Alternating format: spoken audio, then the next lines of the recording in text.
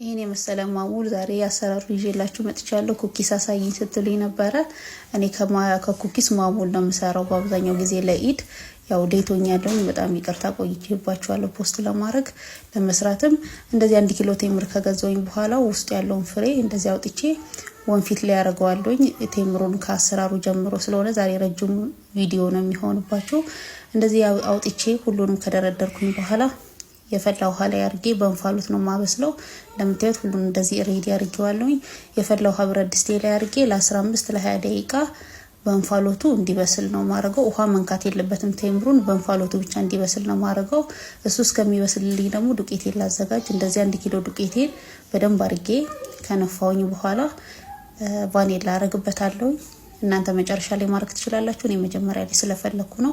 ለ1 ኪሎ ዱቄት ደግሞ ግማሽ ኪሎ ሰምኔ ወይም ቅቤ ነው የምንጠቀመው። ሰምኔን እንደዚህ አቅልጬው ምንም አይነት ጓጓላ ነገር እንዳይኖረው አጥልዬው ንጹህ አድርጌ አዘጋጅቻለሁ። ቫኒላን ካረኩኝ በኋላ 2 ኩባያ ሰምኔ ነው ማርገው፣ ግማሽ ኪሎ ወይ 500 ግራም ማለት ነው። ሁለቱን እንደዚህ አድርጌ በደንብ አድርጌ እሽት እያረኩ አደባልቀዋለሁ። በደንብ ከዱቄቱ ጋር እየታሸ ለረጅም ደቂቃ ማሸት አለባችሁ። ውስጡ በደንብ መግባት አለበት ቆንጆ ማሙል እንዲወጣላችሁ። ይሄን ማሙል በጣም ነው የምወደው። በቃ ሱስ ነው የሚሆንብኝ። ቁርስ፣ ምሳ፣ እራትን ብበላው ደስ ይለኛል። እርግጠኛ ነኝ ይሄንን ቪዲዮ ካያችሁ በኋላ ሰርታችሁ ሞከራችሁት እንደምታመሰግኑኝ እና አሰራሩ ደግሞ ቀላል በአገራችን ባለው ነገር ነው የምንሰራው።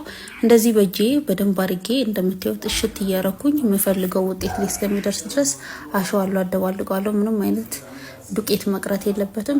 እንዲካረኩኝ በኋላ ለ1 ሰዓት ያህል ፍሪጅ ውስጥ አስቀምጣለሁ። የጂ ሙቀት ወይ የኪችኑ ሙቀት ቂቤውን ስለሚያቀልጠው በደንብ እንዲያያዝልኝ በፌስታል አርጌ ከታች በረዶ ቤት አይደለም ለ1 ሰዓት ያህል አስቀምጥና መልሼ ደግሞ አውጣዋለሁ። እስከዛ ድረስ ደግሞ ምናዘጋጃቸው ውህዶች አሉ እሱ ላይ የሚጨምረው።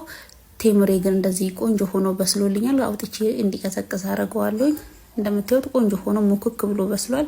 እዚህ ውስጥ ደግሞ የቀረውን የሚለቃቀሙ ጥቃቅን እነዚህ ጅማት ነገር የሚመስል ወይም ቃጫ የሚመስል ነገር ደግሞ እየፈለፈልን ከውስጡ እናወጣዋለን።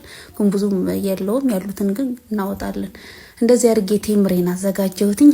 ከዛ ከቀዘቀዘልኝ በኋላ ጎድጓዳ ሳል ላይ አርጌ ፈጨ ቀረፋ አረግበታለሁ እና 1 ሾርባ ማንኪያ ደግሞ ቅቤ ወይም ሰምኔ ያረግበታለሁ።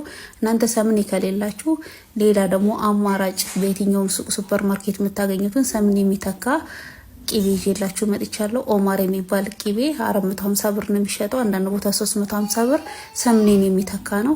እንደዚህ አርጌ 1 ማንኪያ ሰምኔ ካረኩኝ በኋላ በደንብ አቦካዋለሁ። እንደምታዩት በደንብ ላም ብሎልኛል። በደንብ መቀላቀል አለበት። ቅቤው ወደ ውስጡ መግባት አለበት። እንደምታዩት ደግሞ ቃጫ የሚመስሉት ነገር እየለየው አውጥቼ ጽድት ካረኩኝ በኋላ ለስራዬ እንዲመቸኝ እያድቦለቦልኩኝ ሳኔ ላይ ደረድራለሁ። ማድበለብለው ቴምር ደግሞ ከሊጡ ጋር እየተመጣጠነ መሆን አለበት። ከሊጡ አነስ ያለ መሆን አለበት። ምናልባት ካሜራ ላይ ትልቅ ሆኖ ሊታያችሁ ይችላል። እናንተ ደግሞ ስትሰሩ እየቀነሳችሁ እየጨመራችሁ ማረክ ትችላላችሁ። ቴምሩ ከሊጡ መብዛት የለበትም፣ ማነስም በጣም የለበትም። እንደሱ ገደርድሬ ከጨረስኩ በኋላ እዚህ ጋር 200 ሚሊ ሊትር ውሃና ግማሽ ኩባያ የሚሆን የተፈጨ ስኳር አርጌያለሁኝ። እጥር ደግሞ ነበርኝ የቀለጠ ስኳር ማለት ነው። እሱን ደግሞ 4 ሾርባ ማንኪያ አረኩበትና እነዚህን ደግሞ ውህዶች በደንብ አርጌው ስኳሩ እስከሚሟሟ ድረስ አዋህደዋለሁኝ። ከፍሪጄ ደግሞ ሊጤን አወጣና ሊጤ ላይ ያፈሰስኩኝ ደግሞ በደንብ አቦካዋለሁኝ። ከፍሪጄ ካወጣሁኝ በኋላ ሊጤ እንደዚህ ቅዝቅዝ ብሎ ፍርክስክስ ይላል። እንደዚህ ፍርክስክስ ማለት አለበት። ከዛ በደንብ ከስር ጀምሮ እንዳለ በደንብ እንደዚህ አርጋችሁ ከበታተናችሁት በኋላ ውህዱን አርጋችሁ ደግሞ ማብኳት አለባችሁ። ይሄ ማሙል ሲሰራ በደንብ መቦካት ያስፈልጋል። ሁሉም ጋር እንዲዳረስ ውህዴን ካረኩኝ በኋላ በደንብ አርጌ እስኪዳረስ ድረስ ቆንጆ ሆኖ እስኪቦካልኝ ድረስ በደንብ አርጌ አቦካዋለሁኝ። ይሄን እንግዲህ ለመስራት ቢያንስ ግማሽ ቀን ሙሉ ይፈጃል። ፍሪጅ እያስገባን እያወጣን ስለሆነ የሚሰራው። ግን በ1 ኪሎ ዱቄት ደግሞ በጣም ብዙ ኩኪስ እንሰራለን። ለቤተሰብ የሚሆን ኩኪስ እንዲካቦኩትኝ በኋላ እንደዚህ አይነት ውጤት ይኖረዋል። ቆንጆ ሆኖ በቂ ሁሉ ነገር በልኬቱ ሲሆን አሪፍ ሆኖ ይወጣላችኋል። እኔ ማንኛውንም ከሱቅ ላይ የሚገዛ ዱቄት በኪሎ የሚገዛውን ዱቄት ነው የተጠቀምኩት። እናንተ ደግሞ የታሸገ ወይም 0.1 የሚባለው ወይም 0 የሚባለው ዱቄት ካገኛችሁ ለኩኪስ ለጣፋጭ ነገር አሪፍ ስለሆነ እሱን መጠቀም ትችላላችሁ። ልጤ እንደዚህ በደንብ አርጌ ካቦካው በኋላ መልሼ ደግሞ ወደ ፍሪጅ ውስጥ አስገባዋለሁ። ፌስታል አርጌበት ከ1 ሰዓት በኋላ አውጥተን ወደ መስራቱና ወደ መጋገሩ እንሄዳለን። ቴምሮችን እንደዚህ አድርጌ አድርጉ ብዬ ካዘጋጀ በኋላ የምሰራበትን ቅርጽ ማውጣበትና ደግሞ እንደዚህ በእንጨትና በፕላስቲክ አለ። ይሄ የእንጨቱን እዚህ ሀገር ነው የገዛሁት። ይሄ ደግሞ ያልኳችሁ ኦመር የሚባለው ቂቤ ነው። ቆንጆ ቂቤ ነው፣ ይተካላችኋል። ሰምኔው የሚተካላችሁ። ከዛ ከፍሪጄ ካወጣሁትኝ በኋላ ቂጣዬን በመስሪያዎቹ መስራት እጀምራለሁ ማለት ነው። የፕላስቲኩ መስሪያዬ ከሶሪያ ያመጣሁት፣ ምናልባት እዚህ ሀገር ይኖር አይኖር አላቅም። የእንጨቱ ግን አለ። የትኛውም የእቃ መሸጫ የቤት እቃ መሸጫ ውስጥ ታገኛላችሁ። እንደዚህ አድርጌ እያድቦለቦልኩኝ እየሰራውኝ ዱቄት እንዳይዝብኝ ደግሞ መስሪያዬ ወይም ቅርጽ ማውጫዬ ላይ እያረኩኝ ቅርጽ እየሰራውኝ ያወጣለሁ ማለት ነው። እዚህ ጋር በቃ አያቆያችሁም፣ ቶሎ ቶሎ ነው የሚያልቀው። የሚያግዝም ሰው ካላችሁ ደግሞ ቶሎ በፍጥነት ነው የሚያልቀው። እንደዚህ ቅርጽ እያወጣሁኝ ቆንጆ ቆንጆ ቅርጽ። አሁን ይሄ ትልቅ ነው ያወጣው ደረድራለሁ ፓትራዬ ላይ። ኦቨናችሁን 250 ወይም 300 ዲግሪ ላይ ካሞቃችሁ በኋላ ከላይም ከታችም ከ10 እስከ 7 ደቂቃ የሚሆነው ከዛ በላይ አይቆይም። ታካሞቃችሁ በኋላ እዛ ውስጥ እያስገባችሁ ነው የምደረድሩት። እነዚህ ቆንጆ ቆንጆ ቅርጽ ማውጫዎች ስላሉኝ በሁሉም ነው እያገላበጥኩ የሞከርኩትም በሁሉም ቅርጽ ማውጫ ነው የሰራሁት። እንደምታዩቸው ትልቅ፣ መካከለኛ፣ ትንሽ እያረኩኝ ነው የሰራሁት። እነዚህ በጣም የሚወደዱ የቅርጽ ማውጫዎች ናቸው አረብ ሀገሩ ላይ። እንደዚህ አድርጌ ኩኪሴን በቃ በቶሎ ቶሎ እየሰራውኝ ፓትራዬ ላይ ደረደርኩኝ። ሊጣችሁ ግን እንዳይሞቅባችሁ ወይ ግማሹን ፍሪጅ ውስጥ እያረጋችሁ እያወጣችሁ ስለሚቀልጥ ቂቤ ስላለው መስራት አለባችሁ። ኪችናችሁ ወይም አየሩ ሙቀት ካለው ቶሎ ነው ሊጡ ወደ መቅለጥነት የሚሄደው። እንደምታዩት የእንጨት ቅርጽ ማውጫውን በደንብ ዱቄት እያረኩኝ ነው የምሰራበት። ካልሆነ ይይዝብንና ቂጣው ውስጥ ቀርቶ ቅርጽ ማውጫው ይበላሽብናል።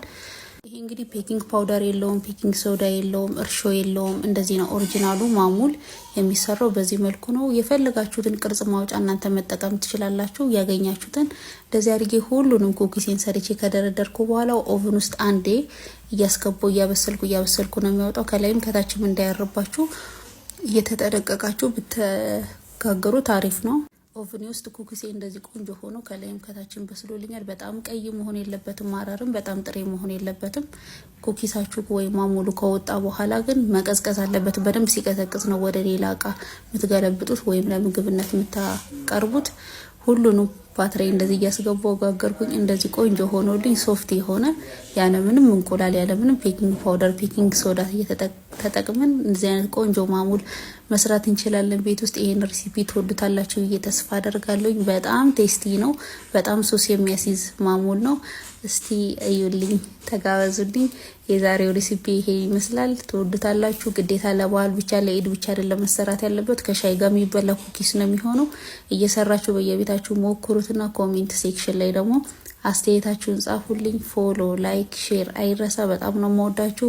ኢድ ሙባረክ ብያለሁ። ካሁኑ መልካም በዓል ይሁንላችሁ። ሰላም አለይኩም። ባይ ባይ። ቻው